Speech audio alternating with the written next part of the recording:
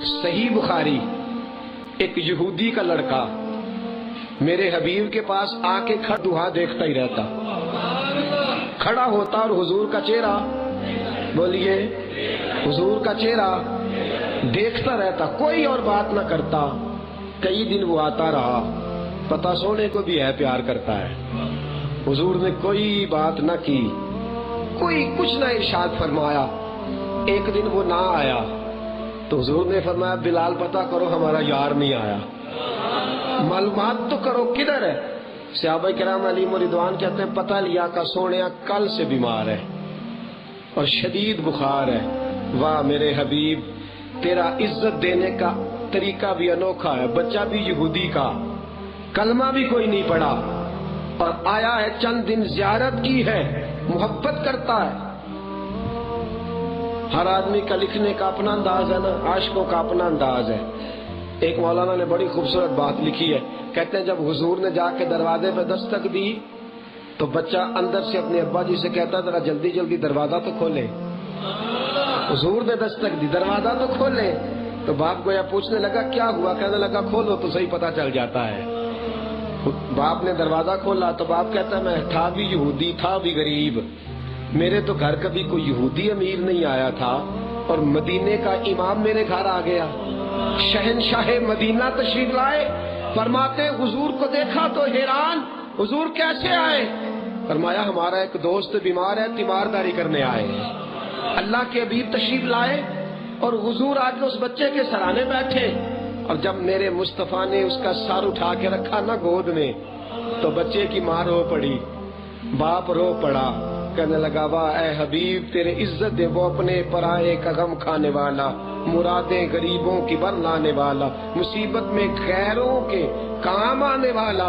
میرے حبیب پاک صلی اللہ علیہ وسلم نے سر گود میں رکھا اور جب سر میں ہاتھ پھیرا تو بچے کی آنکھ کھلی، حضور نے فرمایا کلمہ پڑھ لے، کلمہ پڑھ لے، پڑھ کلمہ۔ اس نے باپ کی طرف دیکھا تو باپ بھی رو کے کہنے لگا بیٹا یہ جس طرح کہتے ہیں کر لے، تیری کامیابی اسی بات میں ہے۔ اب کلمہ پڑھایا حضور نے، اس کی زبان سے کلمہ نکلا، کلمہ نکلا تو ادھر اس کی روح بھی پرواز کر گئی۔ میرے حبیب پاک نے فرمایا ابو بکر اٹھاؤ، عمر اٹھاؤ، چلو بلال اٹھاؤ، اب یہ ان کا نہیں رہا ہمارا ہو گیا ہے، اس کو اٹھاؤ، غسل دو، کفن پہناؤ، جنازہ تیار کرو، میں خود اس کا جنازہ پڑھوں گا، خود اس کو دفن کیا جائے گا۔ حضور سے محبت ہو تو ایمان مل جاتا ہے، تو اگر محبت کرو گے تو ایمان ضائع۔ نعتیں سننا، پڑھنا، حضور کی تعریفیں سننا سیکھو، اور پھر اعلیٰ حضرت فرماتے صحبت صالح اختیار کر، بد مذہب کی صحبت تیرا ایمان برباد کر دے گی۔ ہمارا پتہ کیا حال ہے، یاد رکھیے گا، یہ نہیں کہ میں آپ کو اس بات پہ قائل کر رہا ہوں کہ آپ جلدی جلدی کسی کے مرید ہو جائیں، جلدی جلدی، اللہ نیتوں اور ارادوں کو جانتا ہے، الحمدللہ میری یہ نیت نہیں، سمجھا رہا ہوں آپ کو، قائل کر رہا ہوں اس بات پہ کہ ایمان کی فکر کرو۔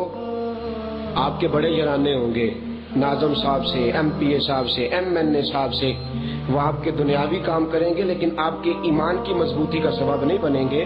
کسی درویش سے بھی یرانہ لگاؤ، کسی درویش سے بھی تم اس کے پاس جاؤ تو وہ تمہیں ایمان کی پختگی کا درس دے، وہ قرآن پڑھے تاکہ تمہارے ایمان میں مضبوطی آئے، وہ تمہارے سامنے مصطفیٰ کی حدیث پڑھے تاکہ تمہارے ایمان میں مضبوطی آئے، وہ تمہارے سامنے ایسی بات کرے جس سے تم گناہوں سے بچو۔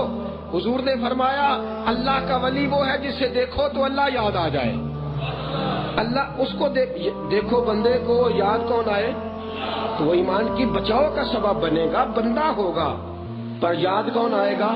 حدیث بخاری ہے، ہوگا بندہ، اور اسے دیکھ کے کچھ یرانے ایسے لگاؤ کہ جن کی وجہ سے ایمان بچے، جو لوگ تمہیں ایمان کا درس دیں، جو تمہارا خیال رکھیں۔ بڑا مشہور واقعہ ہے، آپ کو تازہ بھی کر دوں گا اور سنا بھی دیتا ہوں۔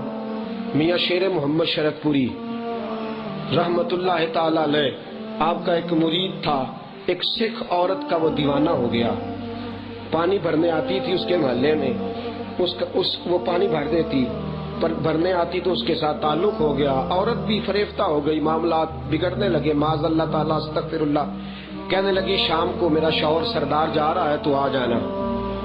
وہ شام میرا شوہر شام کو جا رہا ہے دور دراز کاروباری سلسلے میں، تو آ جانا میں اکیلی ہوں گی۔